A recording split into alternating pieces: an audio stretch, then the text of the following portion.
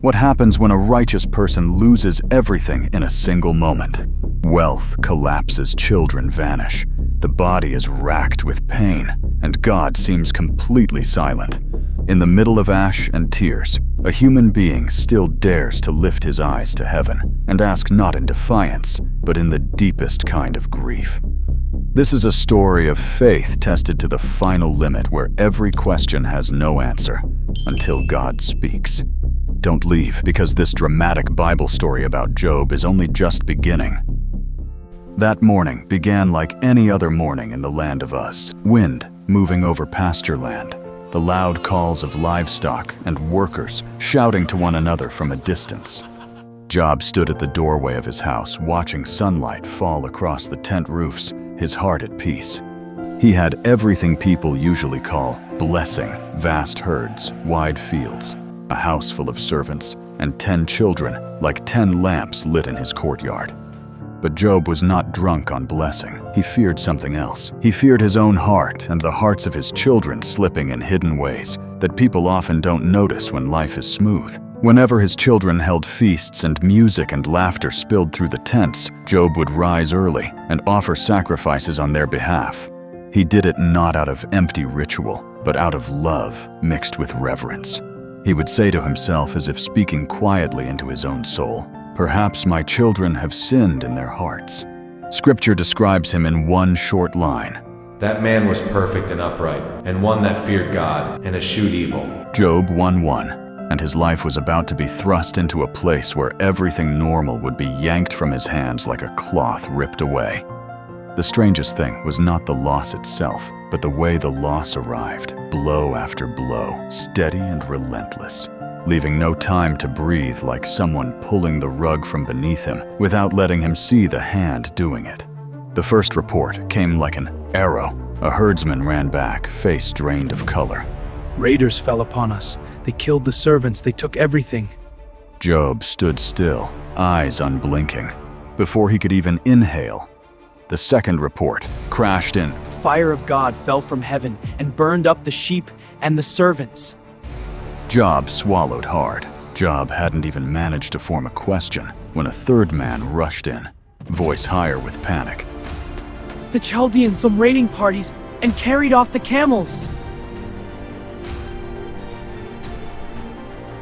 Then the fourth came. This one did not run fast. This one walked very slowly, as if carrying something unbearably heavy. When he finally lifted his eyes, he whispered, "Your children were in the house of the eldest, and a great wind came and the house fell." Job stood frozen for a long time. His gaze was empty, fixed on the space where his children's laughter used to live. And in that moment, the richest man became the poorest. Not because he lost possessions, but because he lost what cannot be purchased again. Job rose. He did not scream or wail. He did not kneel like a defeated man, but like a man clinging to the only solid ground left. There is one who has seen from the beginning. And from his mouth fell a sentence like a stone dropped into a well, echoing through history. "Naked came I out of my mother's womb, and naked shall I return thither. The Lord gave, and the Lord hath taken away. Blessed be the name of the Lord." Job 121. Not because he didn't hurt, but because even in pain, he chose not to let go of the one he trusted.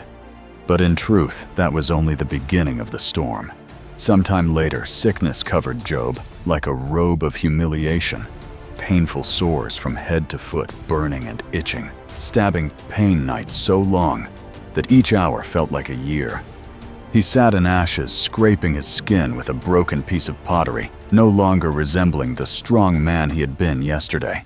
And then the closest voice in his life, his wife, was no longer a shoulder to lean on, but the cry of despair turned into words. Dost thou still retain thine integrity? Curse God and die. Job turned to her. His voice was not loud, but it was hard as bone. "What? Shall we receive good at the hand of God, and shall we not receive evil?" Job 2:10. Then 3 friends arrived, Eliphaz, Bildad, and Zophar. They saw Job from afar and did not recognize him because suffering had disfigured him. They sat down with him 7 days and 7 nights without speaking a word. That was the best part of them silence that honored pain. But human beings cannot bear silence for long, and when they began to speak, their words were like salt ground into an open wound. Eliphaz spoke softly, but with conclusions. Surely you have done something wrong. God does not strike without cause. Bildad nodded. If your children died, then they must have sinned. Zophar was harsher. You deserve even worse. Each sentence was like a hammer driving deeper. Not only had Job lost everything, now people wanted to steal from him, even the right to grieve. Job erupted, not to defeat them, but to protect the truth. You speak as if you know every secret of heaven. But I cannot see sin in me that matches this. At times, Job spoke words that sounded almost irreverent. He asked why. He wished he had never been born. Sometimes, he challenged God himself, not because he hated him, but because he could not endure the way silence draped itself over his suffering. Yet even in those shattered laments, Job did not turn his back. He did not reduce God to a concept. He turned God into a conversation. He kept facing heaven even with ash on his face. One night when everyone was exhausted and asleep, Job was alone. He lifted his eyes and spoke quietly, as if speaking into empty space. If you are here, why are you silent? And the answer did not come immediately. It came after a long stretch, so long that Job began to think silence would win.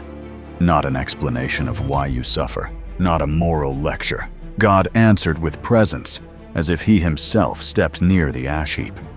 Wind rose, dust swirled. A voice sounded from within the whirlwind, not soft like a lullaby, but vast like the sea. Where wast thou when I laid the foundations of the earth? Job 38:4.